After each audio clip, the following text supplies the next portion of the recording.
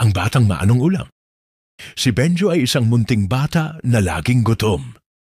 Pero may isang tanong si Benjo na laging maririnig sa kanilang bahay tuwing oras ng pagkain. Anong ulam? Kahit anong sarap ng luto ni Mama, si Benjo ay titingin muna sa plato.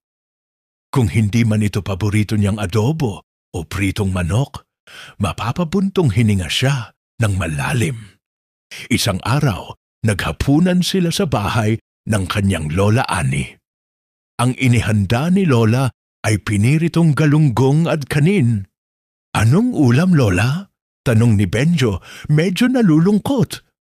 Ngumiti si Lola Annie at hinimas ang likod ni Benjo. Ito ay pag-ibig ulam, apo, malambing niyang sabi. Ito ay niluto ng may puso at tanging iyan ang mahalaga. Pero Lola, walang sos. Hindi rin ito pritong manok, bulong ni Benjo na nakatingin sa simpleng isda. Kinuha ni Lola Annie ang kanyang maliit na plato. Alam mo ba, apo, noong bata pa ako, masaya na kami sa isang kutsarang toyo at mainit na kanin. Minsan, wala pa. Ang pagkain, Benjo, ay biyaya. Ito ay nagbibigay lakas sa ating katawan para makapaglaro at makapag-aral ka. Hindi mahalaga kung ano ang ulam, paliwanag ni Lola. Ang mahalaga mayroon kang kakainin at may mga nagmamahal na naghanda nito para sa iyo.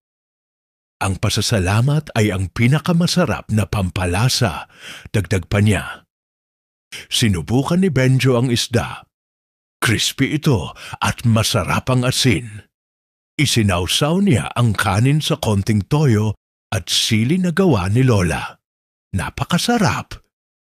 Mula noon, bago magtanong si Benjo ng anong ulam, ngingiti muna siya at sasabihin, salamat po sa pagluluto.